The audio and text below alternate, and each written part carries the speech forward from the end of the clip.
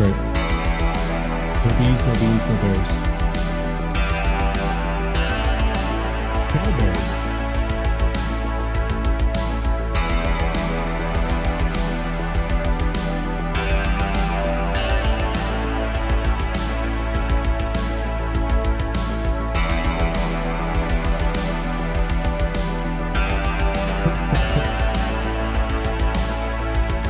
My humble opinion will not affect your ballot. So you're getting it.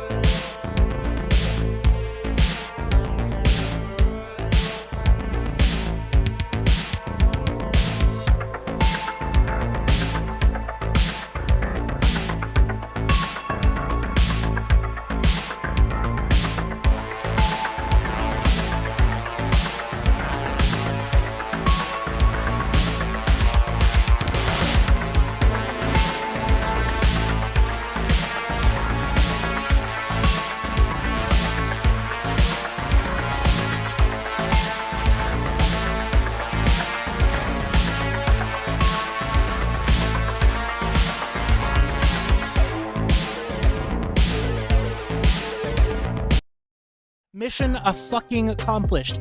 Goon Swarm is not a threat. Good luck with your all's dumb nullsec war snuffed out #1. Anunnaki Keepstar is next, and then come on. There, then you were just going to fucking magically jump into EVE Online in a system, and it was just going to load, and nobody was going to call you fucking stupid later? There's an Eagle fleet that has dive bombed a Megatron fleet. This is the bravest shit I have ever seen in my life. The best possible shot to do something to the Imperium, and you fucked it up. I talked a lot of shit over the last couple months. It's time to fucking eat some. And I showed up here to eat shit. Like, the reason that this keeps started and get contested, and I cannot make this up, is because of tie-dye. Guess where goons are gonna live after this war is over? Current plan is 319, I believe, right? No. Hi, sick. I can tell you very clearly, our Diplos didn't even fucking care. So, like,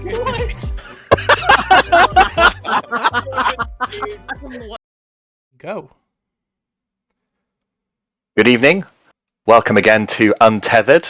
The weekend that has been a bloodbath for Alliance tournament ships is probably the most expensive, some of the most expensive kills of the last couple of days across all of New Eden.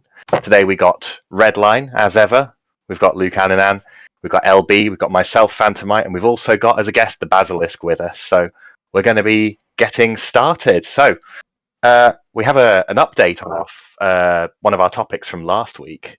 Last week, obviously, we mentioned the breaking news of Alcoholic Satan being removed from the current CSM and from the race. For the next CSM elections as well. But since then, we've had CCP weigh in to give their official statement. Red, I think we've got that in the thing. I should have had that already up. But first of all, Alcoholic Satan made his own statement as to what he had done and why he was being removed. And then CCP followed it up with a post on the forums. Last week, we became aware of information being posted publicly relating to the upcoming Revenant expansion that was only known to CCP developers or CSM members. Internal Affairs Department was made aware of the leak and began their investigation. They've got their full statement there on in the Jita Park section of the forums. But we've been talking about this, and I imagine a number of other people have been talking about this ever since that announcement was made, and we have, I believe, some differing opinions on what's happened here. I mean, I for one, I feel like it's harsh, but I feel like CCP needs to quite rightly enforce their rules to make a point and to not give people an argument, any kind of whataboutism. What do you reckon, Redline? I get it. I get exactly what you're saying. But I mean, the information that was leaked, like, what was it really?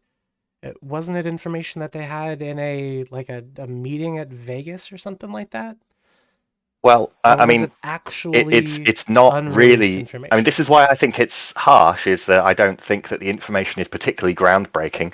CCP themselves even said that there was no immediate in-game advantage, economical or otherwise, that would have been able to be gained from the information leaked. So there is no sort of special benefit to people who did get this information incorrectly ahead of time. However, this is, in my mind, this is really about following the letter of the law so that they can be seen to be taking this kind of thing very seriously. Yeah, and I mean, in my opinion, like, that's the NDA that the CSM representatives are under is insane to me. I don't think that they should be so restricted on the things that they are allowed to say and, what they're allowed to talk about. I think it really inhibits the transparency of the entire thing. Because, like, I voted for Luke last week, but unless I ask him, I don't know how he feels about one thing or another. I don't know what he said when CCP brought Equinox changes to him and said, hey, how do you think about this? I don't know what any of them said. And that's because of that stupid NDA. And now, Horde has lost a fantastic member for a couple months and an Alcoholic Satan. And for what? Because the Scarab pods don't stack? Come on. Free him. So I have an opinion on this, and it's similar to Phantomite's. Rarely do I cross real life with EVE Online. I try to not do that, but I'm in a line of work where following the rules and discipline is it's a big deal, and the way that you apply the rules to people matters. So if you say, well, nothing happened, nothing was really leaked, nothing really important happened, well, let's just let it slide. That sets precedence for the next time. So next time somebody's having a town hall and they let something slide, all they have to say is, oops, my bad, sorry, I didn't mean to do that. And all they get is a 60-day ban. I think the punishment was harsh enough to deter other people from doing it, but fair enough in that it's not overly a letter of the law, like ban forever kind of a thing, right? Yes, so, I mean, we have seen other people who have CCP has accused of breaking the NDA eat much bigger penalties than a 60-day ban. The Unit 3, they were all perma-banned, right? And what I think that shows here is that by having a 60-day ban, it is CCP giving a bit of a concession to the minor nature, the minor importance of the leak, while still enforcing it. Because I mean, the last thing that CCP needs is for, in a sort of largely 2-block game, is to be appearing to show any kind of favoritism to one side over another. And if they let him get away with it, the Imperium would scream and cry about it. If they didn't punish this guy, and then somebody from Imperium's side did something very similar and got punished for it, they would scream about unfairness. And I can understand both sides would be extremely angry in various situations that could arise from not simply straight up applying the rules. It's not necessarily block v block either. There's plenty of CSM naysayers who would point at something like that and say, "Oh, look, they favor these players, but they don't favor these other players who were banned for X, Y, And Z." to me, I think that's the biggest problem, right? Like for years and years and years, there's been accusations of all the CSM leagues. Cutting out, Luke. Oh, am I? Is that any better? Yes, that's good. I'll sit up straight. Apparently, my microphone was clipping. You know, the CSM always get accused of leaking to leadership and all the rest of it. So I think ultimately CCP have to act. Do I think it was too harsh? I'm not going to obviously speculate. I think that the game ban might be a step more than was needed, as the statement said. He come forward. It wasn't an economic benefit. It was effectively, clearly a screw up. So CCP have to go as far as saying, well, yes, you can't, you have to be expelled from CSM. Yes, you can't run again, because that brings the whole CSM construct of the NDA into kind of jeopardy. Was the game ban needed? I'm not 100% convinced, but also at the same time, I think, from what I understand, Alcoholic kind of, come forward and kind of went, yeah, I screwed up, and accepts that, which is, a credit to him as well. I don't think 60 days is too harsh. I think it's an opportunity for him to have a nice holiday and come back refreshed and ready to go. Right? And happy New Year, Alcoholic Satan will be back. But it's not like fall there's going into there's winter, a lot though. of. It's getting cold. It's not even nice, so you can't go outside and play. But there's football on, and Thanksgiving is around the corner. Like this is perfect. There is football on, and it couldn't have happened at a better time. So you're saying CCP liberated him? There are a lot of things and mindsets that I strongly don't agree with Alcoholic Satan. However, in this matter, I do feel I have sympathy for him. Yeah. I have a lot of sympathy for him. Because I mean, above all else, that's what I said. It's not a crime to be excited about something, and that's what I think this was. No, yeah. I think it's time to talk about the Alliance tournament. No, I want to talk more about Alcoholic Satan. It's funny. I tell you what, Bazza, you go ahead. You tell us how you feel about the situation. All right, look, it's a legal agreement, and he broke the terms. That's really all there is to it. I do agree with. I don't know if it was LB or Redline that was saying that the terms are a bit strict. I mean, I think it's the nature of an NDA, isn't it? It is, but I think CCP gives too much of a shit about keeping stuff under wraps. Like, in my opinion, a lot of the press releases they make about, this is the new expansion that's coming up. It's going to blow your mind. Like, bro, just tell me the fucking details and let me know what's dog shit and what's good, and I'll, why does it need to be so secretive? Why does it need to be so secretive? I really would love it if, and this is something that I would really love for CCP and the players to change their mind on. I would really love CCP to abandon the feeling that they have that they've got to build an expansion every single 6 months like clockwork. And I would like the players to accept that idea that you don't get an expansion every 6 months, and mainly for the purpose of just having higher quality, more feature-dense updates, even if it takes longer. I would like these expansions, I would like the content in these expansions to work better on launch. I would like the community to stop screeching into Reddit, where's our expansion? And I would like everybody to just chill and get higher quality, better expansions over longer periods of time instead. And I feel like CCP has painted themselves into a corner, admittedly less of a corner than when they were doing quadrants, painted themselves into a corner by being on this kind of Say again, sorry. Oh my god, quadrants. Oh, quadrants. You can tell yeah. that wasn't going to last long. Jesus. Oh, how long did it last? About 1.5 years. Yeah, It didn't. something I like don't that. think it even made it to 2 years. But yeah, I mean, it very much carries with it that sort of crunch attitude. And I suppose what ties this back together with these pods, with these new ships that we're going to get, is that there's a lot of words about a very not huge feature probably coming to the game. And it feels like trying to pass off something quite small as something incredibly huge and worthy of the title expansion.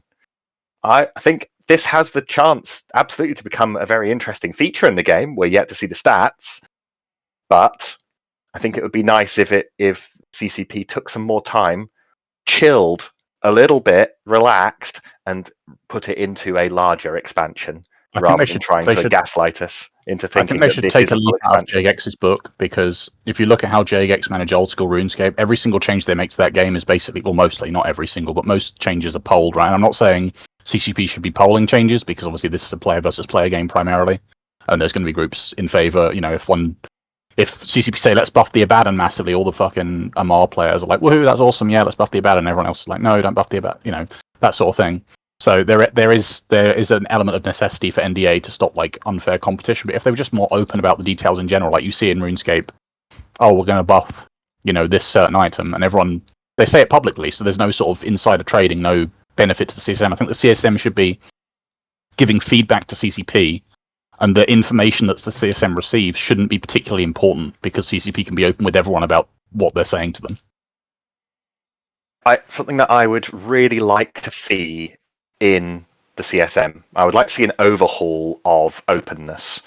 And I don't necessarily feel that, in my mind, that takes the form of tell everybody in the world immediately what you're thinking about.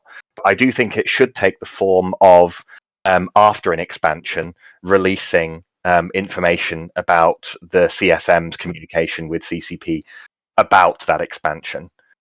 Who said what in meetings, what plans were originally, what was changed, and how it came out, and how the CSM members reacted to that information. Because I think that stands to do one of two very positive things. Both of these things are positive. Number one, either it gives the players of this game, better trust in their CSM elected representatives, or it exposes representatives for not properly representing the player base. And both of those outcomes are good for the player base. I would very much like to see that, even if it has to take time for that information to come out. All right, now I've had my say. Let's move on. Let's talk about the Alliance tournament. The thing that we're all the actual relevant thing. I don't care a shit about this CSM. It's all gibberish anyway. Come on. Hey, hold on. Wait a second. Wait a second. The CSM is an important institution. All right, you better give it the credit it deserves. But it's fine. Since you're here, we'll talk about the Alliance tournament, because there's a lot that happened. A lot of upsets. There has been a lot. Yeah. The biggest one, of course, being Fraternity losing in the first round. Man. Ugh, how could you do that to me? My bracket is ruined. I had you guys winning the whole thing. As somebody who's watched my guys every year that they've done the AT, I would like to say I was surprised. But sometimes we just make really weird decisions. Although this fight was quite an interesting one, because it was pretty hard countered as well, which made it harder. Yeah, given my history with the French team till Doomsday, and like how we were in a group with them in the feeders, and my sort of rivalry with them, I got a lot of pings on that match. I got a lot of pings. Ha ha, we won. Ha! I'm like, good for you guys. I'm happy for you. But we did win our first round in the lower bracket, at least. You did, yeah. So Templars, unfortunately, are out 0-2, which is sad for them. I quite like Templars. And they've gone far in the tournaments for the last few years. Like, it's been consistent, but not this year. A complete change. I mean, there are some good teams that are out. Templars, I mean, Snuffed is out, 0-2, Exodus is out already. Rote is out. So, I mean, the lower bracket, Arrival and Fraternity are both down there. One of those will be out early next week. Evasive and Brave, one of those will be out early next week. So, I mean, day 3 is always the best day for the Alliance tournament, because it's mostly elimination matches. You're at top 16 teams at that point, so mostly very good matches. But yeah, it's a tough one. What did you think of some of the flagships that have gone down this weekend? I was expecting more. I mean, like we saw last year, obviously the prize distribution is basically the same, right? But with Pythons on the line, I expected teams to be more sort of flagship all in. And in the first round, there was actually a sort of lack of flagships, if I remember, compared to last year. But I think that also might be sort of related to the increase in points generally for battleships and how it can be a bit difficult to fit them into a bunch of variety of comps. Like last year, Barghest and Armani, you could put them in basically any comp. Whereas this year, Barghest is super limited at 54 points, so it's a lot harder to fit it in. So also, I mean, the power of Rush and Octo comps, which obviously don't use flagship battleships, is another factor. Okay. There were some cheap flagships in the first one. Like shout out to, was it Unspoken Alliance with like a 3-bill Balgorn? Like if you're picking Balgorn, you need to put some officer webs on it. But I mean, they're still through. They're still through in the lower bracket. They're getting ships. So fair play. So when we look at the difference between a cheap and an expensive flagship, obviously today we had was it a Tobias web today? Yeah, we had multiple Toby webs. Yeah. Okay. What's the process like for people fitting these things? How far ahead do people consider their expensive rare flagship modules? I mean, I've heard some people talking about, oh yeah, we had to pay a lot more because the AT is coming up, and obviously I've heard the other end of the scale, which is, oh yeah, I've been hanging on to this for 3 years for the AT. I mean, I think it depends on how much sort of pedigree your team has. Like I know some top teams have just massive stockpiles of officer modules. They've got officer webs, they've got officer scrams, they've got all this good stuff that they can just buy and stock up on and save up on and have it when needed. If you're a less successful team in the past, obviously your finances might be a bit more limited, so you might not be cashing out so much on officer webs, officer scrams, that kind of stuff. But there are still, I think, some, given the sort of the limitations on flagships and how it tends towards DPS bonuses, so like officer weapons, heat sinks, damage mods, that kind of stuff, as well as utility, I think you can actually get a pretty modestly priced flagship for maybe 30, 40 bill to actually perform really, really well. And without having to fit officer webs or anything. In theory, since a number of years ago, the advent of being able to abyssal roll modules, I would assume that has only pushed up the price of these modules as daredevils buy the most expensive stuff and roll them and make half of them good and half of them worse. Yeah, I mean, it is sort of a natural item sink, I suppose. Yeah. Personally, I think abyssal modules and shit should be deleted from the game, but that's just me. And I'm glad they're not in the 80, because I don't want to see 80-kilometer web Balgorns. 60 is bad enough. It really, I mean, I suppose that an 80-kilometer web Balgorn really just kind of starts to just invalidate so many different, even attempts to fight it. Yeah. It's a bit much. Yeah. Have you faced, in past tournaments, have you faced any super expensive flagships? I don't think so. No, actually, to be honest. No, back in the only one I remember is back in must have been Alliance Tournament 14 or 15 when I was playing on the Snuff team, and we played some sort of Shield Rush, I think, and I was in my heroic XLASB Moa, and we matched up against Project Mayhem, and we traded my heroic Moa for their Officer Fit Balgorn. But I think, to be honest, I've been pretty low in terms of encountering enemy bling flagships. Is that a blessing for when you're competing in the AT? I think so. Yeah, I mean they're obviously very powerful. That obviously goes without saying. So, the main strength of the flagship is the options it opens to you by having it alive. If you've lost, as we just found out earlier today, I was helping post-pod clarity after being knocked out in the feeders, and in the lower bracket, post-pod clarity didn't have their flagship. Genshin Impact did have their flagship, and it puts you you're back up against the wall because there's this ship and all the comps associated with it that are very, very hard to ban, and the flagship obviously ban immune. So you assume it's quite likely they're going to bring their flagship. You don't know in what form or variation it's going to appear, but it's something that you have to deal with without a flagship of your own, and that's very challenging. Or can be very challenging. Before we move on to, I was going to ask about your picks of all the matches over the last couple of days. Any that have particularly stood out to to you. But before that, correct me if I'm wrong, but is this the first tournament that's also taken place during a 90% loot drop? I think it may well be, yeah. I think so, Normally the 80s slightly later in the year, I think, in like November. Yeah. So there's a lot of mods dropping. if you come up against the flagship and you also don't think that you've got a chance at getting to anywhere from first to third place, is it worth just suiciding the entire match in the attempt to kill a flagship and loot it?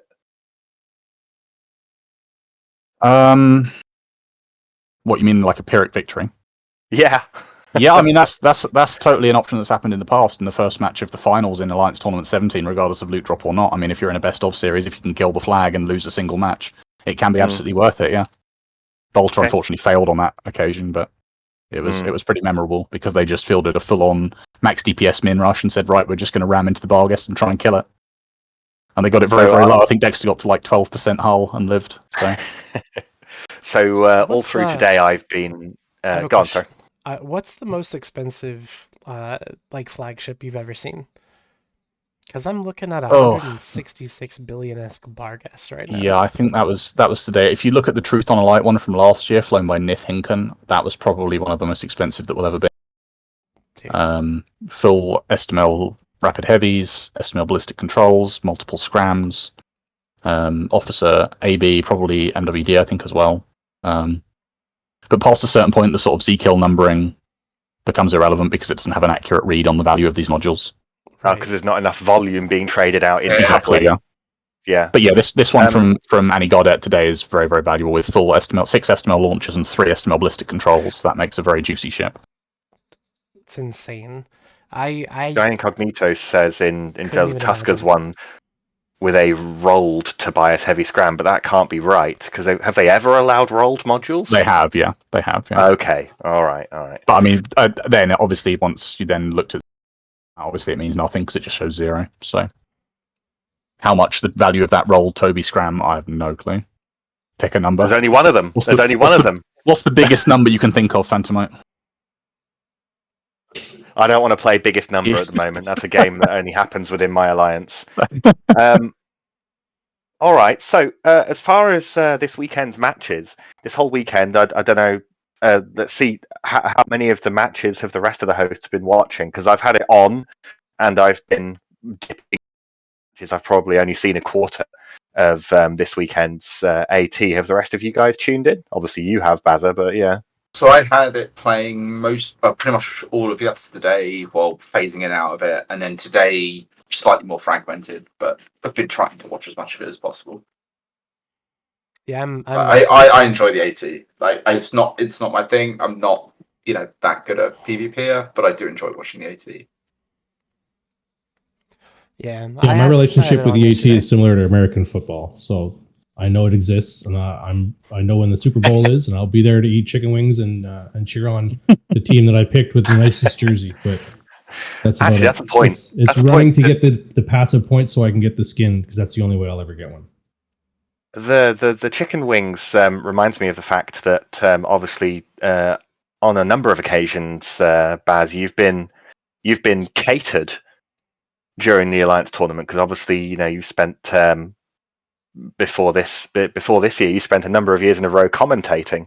Yes. What's that like in terms of them getting you in and getting this sorted? Because obviously that would have been over at the EVNT studio rather than in Iceland, which is so that was in Nottingham, UK. From now.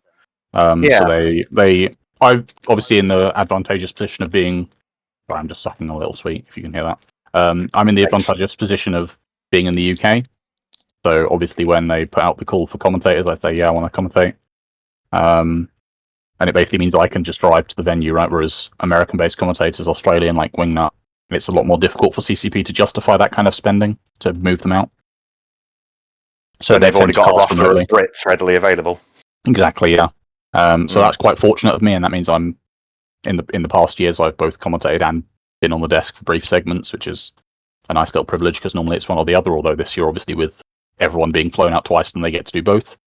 And then CCP pays for accommodations, so usually like a small Airbnb or something, which is, I mean, you're only there. I'm only there for one night. I arrive Saturday morning, I stay one night, I leave Sunday night. So, and then you eat food generally at Nash's place. So Nash Cadaver, one of the bastards guys, one of the EVNT guys. Let's go and eat food there. It's nice. It's good. Wow, I'll tell you what, the community here really, aside from this year, obviously the community here really filling in for CCP, where otherwise they would have to allocate a budget, right? Well, I mean, I think I would assume the budget. I know, they are paying a lot. They're paying for a lot of things. I have no idea how the expenses work on that. I have no idea if Nash raises his prices to £200 a head the night that CCP's in town. I have no clue how it works. So, no comment on that. I'll just say that Nash's place in Nottingham is pretty good. As far as this weekend's matches have gone, have there been anything that you would regard as a notable upset? Yeah, the first couple matches on yesterday, like Fraternity match, was probably an upset to many people. It was upset to a lot of people voting points, from what I could tell watching Twitch. Yeah. I mean, they are the reigning champions. Bracket. Fraternity are the reigning champions, so it's expected that if they lose, you'd be like, that's a bit weird. But yeah, as Luke said, it was a bit of a composition disadvantage until Doomsday played it well. Not a huge amount of other upsets, I'd say. I mean, the White Squall Genshin one, I favoured Genshin in that. I thought Genshin was the stronger team, but that was the one that went the full 10 minutes without anyone killing anything. And Genshin, in the last couple minutes, they started to make the right moves. So what they were doing was they were against Zarm comp. And they kept moving their drones between... No, I'm not sure if it was Zarm comp or not, but they kept moving their drones between targets in the last couple minutes to just try and get a quick kill and sneak out of points. And they did kill the Skybreaker like 10 seconds after time was up, but not quite in time, unfortunately. But overall, the bracket this year is really, really strong. There's good teams everywhere you look. So if I was to say, there's no like poo-poo teams winning. Let's say. if I was to say, and lastly, do you have any particular groups that you think are likely to be headed for the final? It's a bit too early to say, given that so many big ones are in still. I mean, Truth on the Light is always looking for the final, right? It's always foolish to bet against them. They've just got such pedigree, such skill on that team, and the way the tournament is in terms of accumulating players of skill onto the same team, and they do well, they do better, and they get more people applying and so on. They can have the pick of the litter and accumulate the absolute peak players.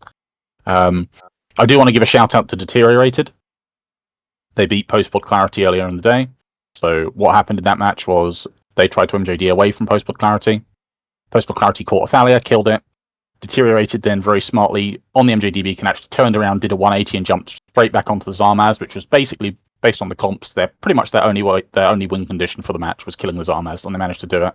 And they carried it out to a win. But I'm shouting them out. First time team. And yeah, it's really good. They're up against Tuskers next week, but they've got ships now. They've won, I think, 2 Pythons, 4 Cobras, 4 Sidewinders. Even if they lose both their matches, they'll finish top 12.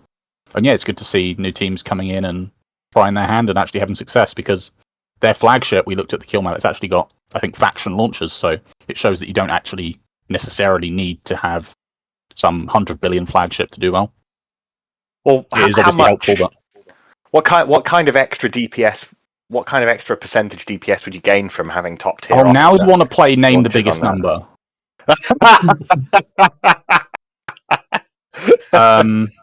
I don't know. I think the main benefit of officer launches is you get increased clip size. You obviously get raised to fire as like a general buff, and you get reduced overheat damage.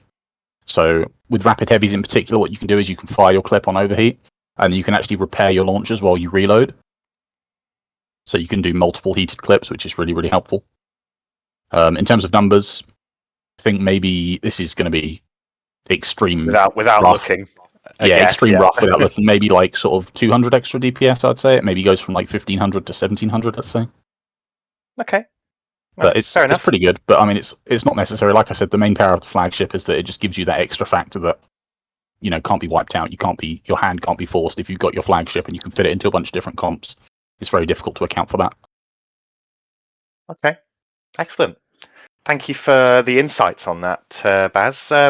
I think that now we're also going to be shortly asking for your opinion on one of your favourite subject lines, and that is the CSM block ballots. But I think that Redline has been looking for some insights after looking at the current block ballots to try and make some guesses of his own.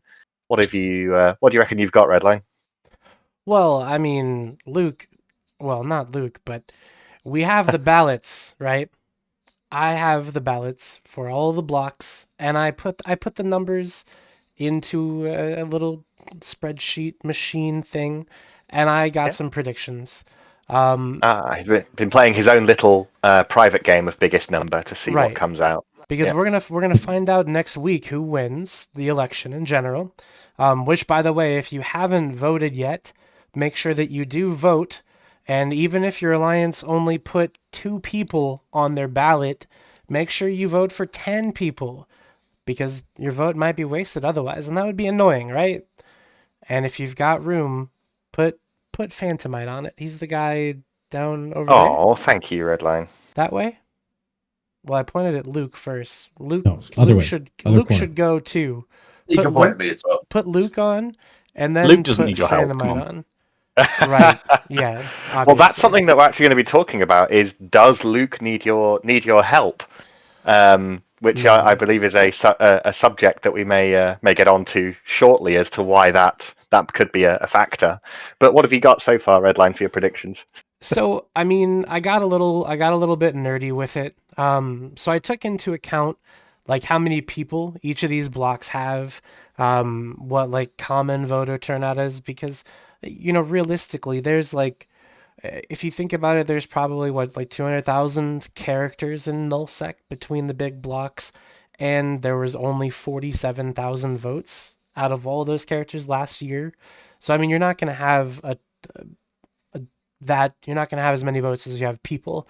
But I mean, well, I guess the first question is, how many votes are you? What's your prediction on how many votes are going to be cast this year? Because last year was, as you said, 47,000. Mm-hmm. I think 17 was mid to late 20,000s, right? So last year was definitely a bumpy year, right? Yeah. Which makes a big difference at the end. So I'm just curious where you've settled on. This is the number of votes you think is going to be cast this year. Realistically, I think we're going to have a higher number of votes this year than we did last year. And it might be a hot take to say it this way, but I think it's because there's less conflict actually happening in the game. And this is a conflict that kind of takes place between the blocks where people try to outvote the other blocks, right? So goons are going to try to outvote Horde and Winterco. Even though you're on their ballot, they still want to get as many of their guys on as they can. That's still kind of the methodology behind it, right? So I figure probably somewhere around 50,000 votes, maybe a little bit more, a little bit less. Okay. But I think the lion's share of that's going to be goon votes, obviously because they're moving their entire group to a different region, so they've got everyone resubbed just in time to vote, which is very convenient. Usually it's a war that gets all the goons back in to vote, but this time maybe immediately after move up. Maybe immediately after the elections, they're just going to move straight back to Delve because they got people resubbed to vote. I think it's a whole get people get cousins vintage elected. Sorry, Brave, they're coming back. Yeah, no, and I don't think that that's why they're moving. I think they're moving because that's what they want to do. But it does have an impact, right? Because you've got all these characters that they're subbed where normally they wouldn't be, if they're inactive. Because goons for the longest time have been running this whole the game sucks campaign, and their people aren't as active as they could be.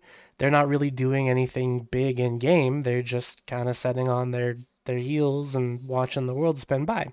But in spite of that, I think in first round, we're seeing Storm Delay and we're seeing Casimir getting voted in. I think those two are pretty assured wins. What do you guys think? Do you have any graphics you wanted to put up for your predictions? Nope, I don't have any graphics. Oh, okay, fine. Just our beautiful faces. I saw the other day that had the list of block ballots, and I think that would be helpful if we've got it. I know you have definitely got it. I mean, I have the block ballots. You want to see that? That's what you want to see? Yeah, yeah. Be good. I thought it was private information. Okay, fine. Well, I don't have a ballots? graphic, but Ballots are announced to everyone in all the alliances. True facts. Give me 10 minutes and I'll roll a couple tunes and get them into Horde and Goons and I'll provide it for you. All right, guys. Tell you what. I mean, Redline. I mean, if you had received these ballots only by signing an NDA, then you'd be getting a 60-day ban for this. But you haven't, so you can do what you like. Yeah, that's true. That's true. Well, let me real quick make a graphic for the ballots while you talk about those first two candidates and whether you agree with my assessment that they will be elected probably in the first round together. They were the first two that you put down. You put Storm Delay and Casimir, right? Yeah, Storm Delay and Casimir. Storm Delay is the. I don't think it's really much of a hot take from yourself or from anybody else to assume that a block's #1 recommendation in their ballot is going to be a member of the CSM this year. Right. I mean, it is not a hot take. No. Obviously, we have also not too long ago. I should have considered this ahead of time. I'll pull it up. Gideon Zendikar actually generated some data from Z Killboard. So to illustrate with stats how he feels about the suitableness of candidates in a PvP game given their PvP experience. Now, I'm just going to grab that and read off some of the. Is this the one that you're at the top numbers. On? Oh, the one that I accidentally end up on the top of. Oh, what a terrible! Why would you ever say that? Oh dear. Yeah, damn. Wow. Yeah, I'm struggling to find it now. One sec. It's okay because I've completed the graphic that you wanted me to make for some reason. You pull that up and crack on, yeah. It's not pretty either. Just so that you guys know, like I didn't make this nice to look at. It's just it just exists. I spent the day watching comps and featuring alligators and Sleipnirs together with shield crucifiers. It's okay. It doesn't have to be pretty. They were winning as well. Okay, here's the block ballots, and I promise you, it's not. It's right there. It is. If you have comments on how bad it is, then you just. But if you it's perfect. It's got the names and it's got the names. It's good, and it's got the orders and the numbers. It's got the names. It's got the names and it's got the names. Yeah, the names of the candidates and the names of the blocks. It's perfect. Yeah, exactly. It's easy peasy. And then I think second round, based on how frequently he appears on these ballots, second round Luke is gonna get in easy peasy. That's you, by the way, Luke. It is. I'm looking at the maths on that, and I don't. So if you think about like 18, right? So it would roll. Yeah, potentially. It depends who gets eliminated. It depends on what other people's first preferences are. Because that's the thing. Once you get beyond round 1, everything comes down to the combination of everybody else's first preferences going out, and then the trickles starting to roll, right? Mm-hmm. So last year was a weird one because I got in round, I want to say round 20, and that was specifically because of Velenad going out from PL. So that's a big trickle at that point. So maybe we'll see. I don't think that the PL trickle is as big as you think it is. I mean, it was 500 last year, so it's not insubstantial. Right, and I do think, in addition to you getting on to the council, I think Ariel Wren being top of the init ballot there.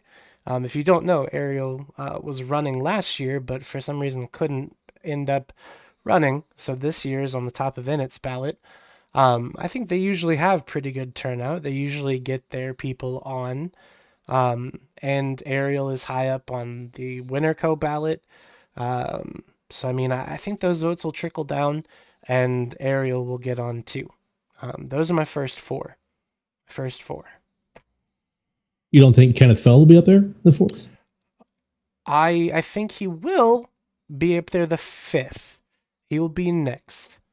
Reason I say that is because even though Kenneth is he's on the ballots, he's on Winterco's ballot, he's on Horde's ballot, I don't think that we're going to get the turnout that we want from Horde. Well, not that we want, but that Horde wants just because if you look at their ballot, they very clearly did not put a lot of consideration into it.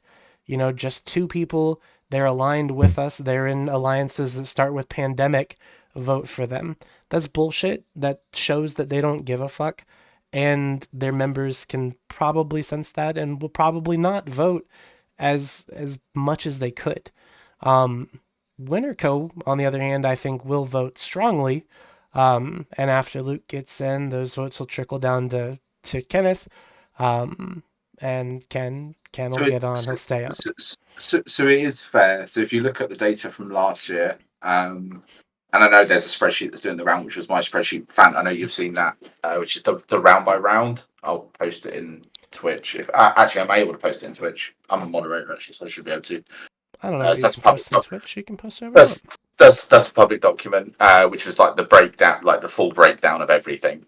It is true that Horde's second, so that would be Storm, didn't get in until NC's candidate went out. So yeah, it could be interesting to see what happens with Kenneth. Yeah, but I think you'll get it. I think you'll get in. I think it might just take time. Yeah, and I think that Ken gets on, not even if not because of like his Horde placement, placement on the Winterco ballot. It'll be because he does have like a community that supports him, because he's the one of the guys that streams on Talking in Stations. There's a large community there that will vote for Ken based on that. That's a couple thousand people with multiple accounts, at least within that Discord, the Talking Stations Discord. But now these next ones, though, these might be a little bit less or a little bit more controversial. So like I said before, Goons, they're in the middle of a big move up. I think that the Goons are probably going to be able to get at least 2 candidates on. But I think that the candidate that they end up getting on next is Zintage. Because that Casimir is going to get on. Who knows anything about Zintage? I know quite a bit about Zintage, but I also know that because they couldn't figure out a way to beat a certain strategy, they instead decided to send Zintage with his intent to try to get it nerfed. So, well done, good meta play there, I guess. But I think he'll just get on from the trickle down, because the Goons, they vote the way they're told to. That's kind of their shtick, and I think they'll stick with that.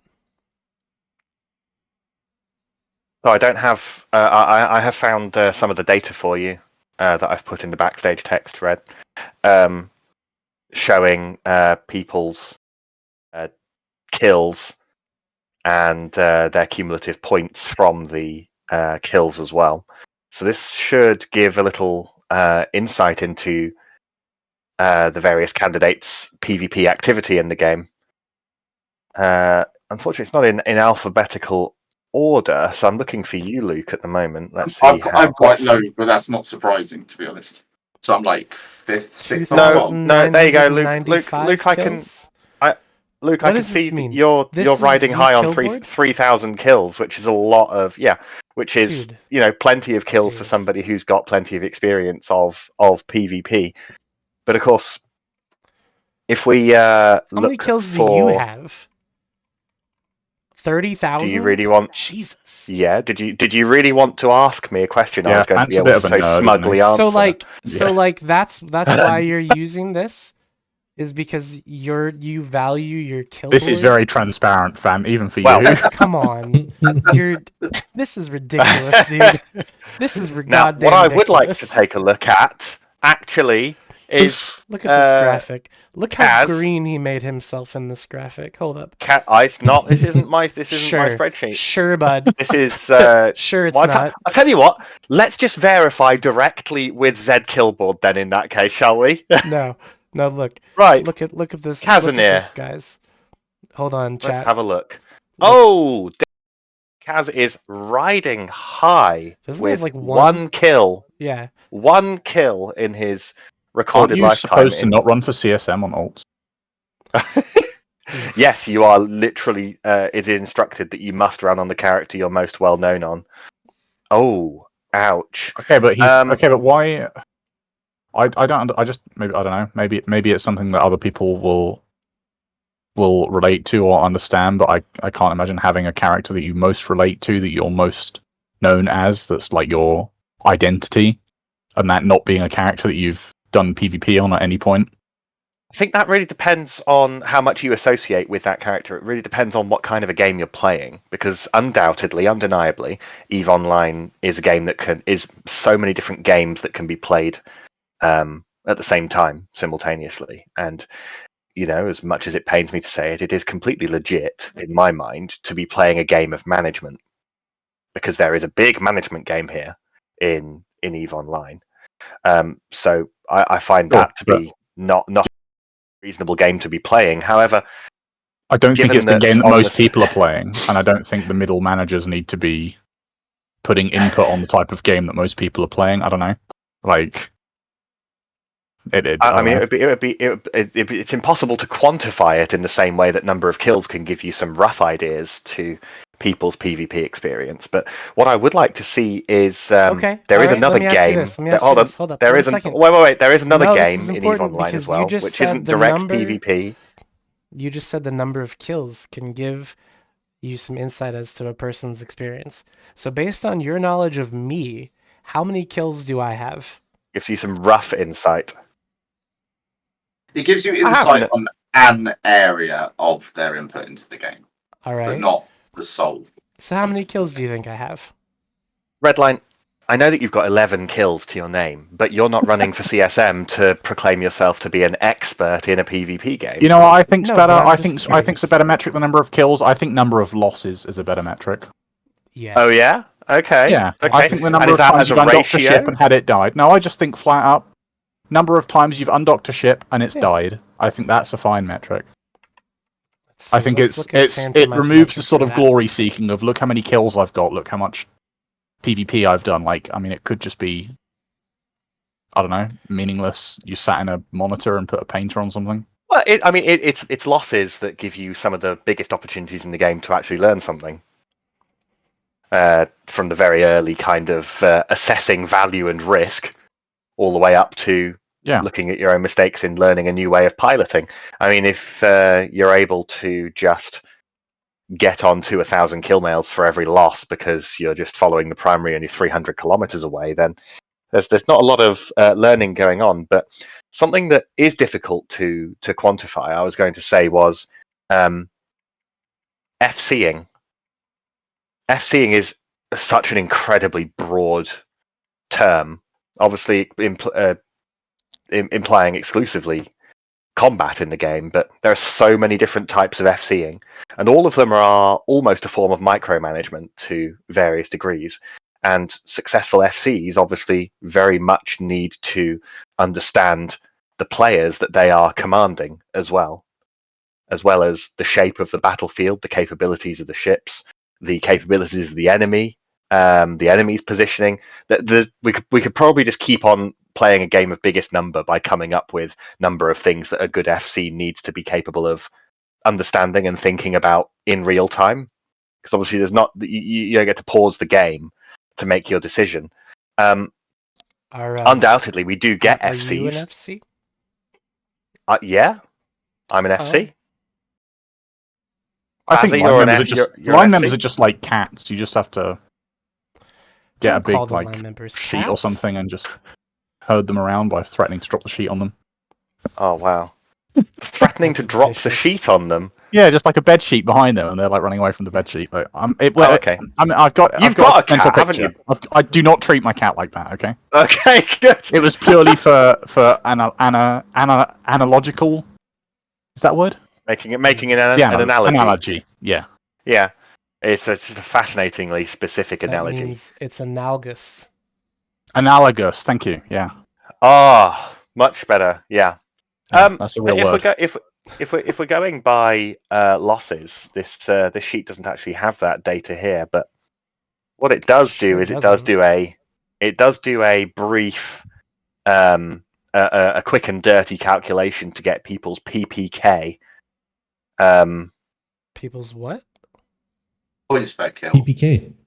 Points per kill, yeah, to quantify, because on on Z Killboard, you don't get like 1,000 points for killing a Titan. You get the Titan's value divided by the number of people, and it's got more than just the number of people, the types of ships they are in, that kind of thing. If I killed a comet and Red, you killed a comet, if we were in different ships when we killed it, we would both get a different number of points for that. I see. And you've sorted this graphic by points. I have. It puts Gustav Manfred head and shoulders above everybody else with his PPK. But what does I'd this like mean? to know why it's so vast. Well, in theory, you could, again, rough and ready, you could use a PPK to indicate how difficult their fights are on average. You could, but I do think that depends on where in space those pilots come from, right? Because if you are talking about null candidates, and we'll use the null candidates for example, even ones that are active in their fleets, because of the size of those fleets, their PPK is always going to be reasonably low, right?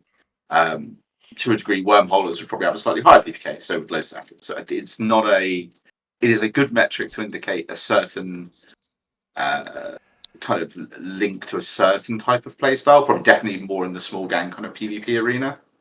I will tell yes. you, but it is very biased to a certain type I will of space. tell you When you say that, I nothing, think we've got nothing that you can find on Z Killboard is a good metric to measure anything about an EVE Online player. Well, that's why I'm using the disclaimer of rough and quick and dirty I math. think it's extremely broad at sort of determining what a player does. But I mean, you asked how Gustav Manfred has so many points, and I'm looking It's at solo. his Z He's a kill. solo It guy. is solo, but there's some kills where it's like, okay, he killed a worm in an Algos solo and got 6 points, and then he killed an Imperial Navy slicer in a Capitalist Navy and got 18 points. Now, Which I don't know how doesn't this quite point make system works, sense. but that doesn't make a lot of sense to me. So I mean, if the thing is, I think what Fan is saying is, if you look at the numbers and you say, "Wow, this guy's got like 20 PPK," like he's probably mostly a solo player. If you look at someone and see they've got less than 1 PPK, it's like, okay, they're mostly a fleet player. But if you say, "Oh, the guy with 1.2 PPK that's is clearly better than yeah. the guy with 1 PPK," it's like, no, the floor it's is not. 1, but yeah. Is the floor 1? Can you not get less than 1 point per kill? Well, no, you can only get whole points on Z kill. So yeah, it's got a floor down there. Okay. Well, Rocky you get did what say I'm saying. something. Anyway. Rocky did say something interesting. Is that proving grounds that could drive up that pretty high?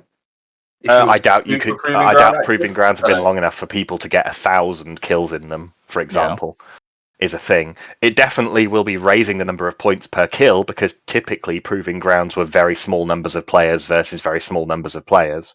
I mean, Gustav has 5,700 kills and nearly 2,500 of those are solo. It's just going to be solo kills, basically, at shitloads of points. Now, something interesting that doesn't tell you is what you would get an idea for it if you looked at the further detail to see whether it was near a gate or not. And I'm clicking through his, and obviously his solo kills, none of them appear to be local to a gate. They appear to be local to other Celestials. You would be able to cheese this in theory by, gate camping and remote repping Being yourself. a gate camper. Yeah, because the Z Killboard, obviously, there's no way Z Killboard can know that you had any alts who were repairing you, remote sensor boosting you, things like that. Which if Z Killboard did know, would throw the points off hugely. But obviously, Gustav here very much appears to be doing, as far as we can ascertain, true solo. Yeah, fair play. Very solo fair faction play. warfare for PvP. Yeah. And so there we go. Here's an interesting. I'm going through his Z kill, and he's got cruiser kills, usually T2 or T3 cruiser kills with a T1 cruiser, and that's netting him 45 points per kill ish, 45 to 48. Damn. So that's how it's far done. above the. He's found the secret sauce. average. It's using ships that allow you to get huge numbers of points because of the ship you've chosen to fly, more than the ships you've chosen to shoot. Of course, you don't really get to choose the ships to shoot in this game. They are there, and you take them or leave them. So here's an interesting challenge. If you go by the metric of the Z kill metric, so bigger is better, which is a general view that a number of players take. I would argue if you've got such high PPK because you're just solo and your whole thing is solo, the same argument about calling nullsec one-dimensional can apply the same way. You are only experiencing of a single play style in what is effectively a community game. Yes. Now, of course, that assumes that he doesn't spend a significant amount of time in gang or fleet PvP. No, I'm making a massive assumption there. I'm just using it as a straw man against the argument that gets leveled at the other end of the spectrum. Yeah. Sure, but the difference is he doesn't have 7,000 friends who will guarantee him a place on the council. Ooh. Yeah, no, I get your point, Baz. I'm not talking about the getting in part. I'm talking about the accusation of a one-dimensional view of experience of the game. Sure, but if this conversation, like the context of this conversation, is presumably that the CSM should be representative of a wide range of playstyles. No, I'm not disagreeing with that point, Bazza, at all. No, I was specifically talking about the argument that goes on Reddit rather than the qualities to make a CSM member. Sorry. Okay. So just to be clear, yeah, I mean, I do think you have a point that his experience of the game, using Gustav as an example, just because he's got so many solo kills and seems to be a very prolific solo, that his experience of the game is similarly narrow to what you would say as a fleet F1 pusher. Yeah. Yeah, I just want to be really clear. That's not saying he wouldn't be a good CSM member and he doesn't have a set of skills to bring to that. This is more specifically the arguments that go on Reddit. Okay. Sure. I do think that, while we've been through the reasons that kills and PPK can't tell you a full story of somebody's experience, I still stand by the fact that if you have single-digit kills, I don't think you're a suitable candidate for the CSM whatsoever, but nonetheless. Well, what do you think about the Oz then? Because the Oz does mostly market stuff, and I mean, he might have more than one kill. How many kills does he have? I tell you what, I would love for us to get him on, and we can ask him. He has 16 where kills. he thinks he had the most impact. Right, on, so he's got, in his time on the CSM. Yeah, so I mean, but where would you think that impact would be? Anything at all, or do you think he's useless? I would imagine that he has had some very good impacts on the CSM, and all I've got to base that on is the attitude that he displays, which is very approachable and interested, which I think is a very important aspect. However, speaking of approachable and interested, it does ignore the fact that there are a very limited number of spaces on the CSM. At least seven of them are exclusively, relentlessly reserved for who the leadership of Null Blocks think should be there, rather than who the membership should think should be there. And I think I've got those 7. It really does. Those 7 are going to be too. Go on. Who do you reckon is going to be after the first 2? Just put the list up at this point. You have a whole list. No, I don't want to put the list up. We've gone through like the 6 of them. But these next ones are toss-ups. I think Dujek's going to make it, just based off of the fact that he's on quite a few ballots that are going to have some trickle-downs. I think Seto's got a good shot for it. I think the Oz has a good shot for it. Phantomat, I think you've got a good shot for it. And I think Mike Azariah has a good shot for it. You see, I can't post the list because the list doesn't exist anymore. Yeah, okay. That's a different list, yeah. Okay. Exactly, it's a different list, yes. I said it was a work in progress, and I was working on it. I didn't post the final thing. But there's a lot of people that have a shot. I mean, Young Puke too, as well. He might... There's a lot of trickle. If there's a lot of trickle, it's possible. I mean, I know you said he made a lot of deals, but... he didn't make very good ones. Quite frankly, I think that if you're going to be able to appear on 5+ Block Alliance ballots, I think that the only conclusion you can possibly draw is offering them something in return. Sure, but like the thing is like you can also get on a Block's ballot or an Alliance's ballot just by being cool and wearing awesome sunglasses on stream. But no, I mean, even so. Yeah, for some reason choosing to cosplay as Dr. Disrespect, which is an interesting choice. Yikes. But the placement, though, he's far down on the ballots, right? And the votes don't trickle down that far is the thing. So I don't think he's going to get a ton of play from the block ballots. But overall, I think this year's CSM is going to be I can't get fined or anything, right? For Fine. what specifically? God, I We think don't know until you say it. I So you better think- just take your chances and go for it.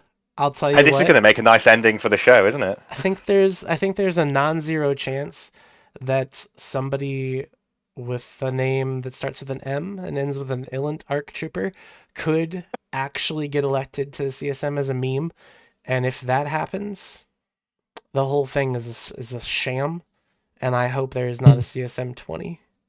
Yeah, have fun with that, Luke. Yeah, thanks. Thanks, Pastor. But no, I think it's going to be. To your point, I could see a not zero chance on that one, as bizarre as that sounds. Yeah. Now, one other thing, and this is something I want to pay close attention to, right? Is Kashal Aderon. Now, everyone knows who Kashal is, right? You guys know Kashal? Did you? Yeah. Yep. Did you know Kashal last year? No. Before she was elected, not really. I was probably No, vaguely not at familiar all. with the name, but not really. Exactly. So now Kashal was not elected, right? Kashal was chosen as a CSM representative by CCP. She was semi-elected. She was semi-elected. She obviously still had to put the work in to get to positions Right, 11 to to be 20. in there. But yeah, But the thing is that this year, I also think that Kashal has a huge shot at getting on. I think it would be further down. But the thing is that in the time that Kashal has been on the CSM, and they've done wonderful work with communicating with their constituents, I guess you could call it, with that new player focus, continuing to build the communities, put in tons of work on doing like interviews and stuff like that for the CSM this cycle. Just, being out there and doing all that stuff while being on the CSM and running for a campaign this year. And that's the model of what I think a CSM person should do. If you're on the CSM, you should be out there. You should be working with people that you're representing and communicating and getting to know everyone and having them get to know you. Because from last year to now, you know who Kashal is. It's amazing. I think I just winded. I think that the message of untethered for Kashal is probably the way that we end this week's show. We got a few more minutes. 3. I don't. I gotta go to bed. I am tired, so see you guys. Azza, thank you for joining us. Yeah, We thanks for look forward to seeing anything that you may have to write or say out loud about the tournament after it's finished. Thank you. Well, make sure to tune in next Saturday because day 3 is always the best day of games. It's going to be super close matches, super tight bracket, lots of elimination matches, and lots of prizes on the line. So yeah, peace. See ya. Thank you. Aside from that, I do believe that does bring us up to the hour as planned. Next week, we have a number of very important and exciting things that we're going to be tuning in for. Hopefully, people will be tuning in for. Oh, hold on. No, Redline is telling me that we... No, it's fine. It's fine. It's fine. You just can't read. It's all good. It's all good. Next week, we will be covering perhaps the 2 most important EVE social events of the year. We're going to be knowing for next week's show the winner of the Alliance tournament and the winners of the CSM race all at the same time. So for any current candidates who are watching, we are going to be wanting to talk to you if you make it on. So stand by for those desperate DMs from one of us asking to reserve you for the show as soon as we know the results, because we're going to be wanting those reactions. And I imagine that plenty of people out there are also going to be wanting to see your reactions as well. It'll be the perfect place for that. Absolutely. Cannot wait. What else is going to be happening until then?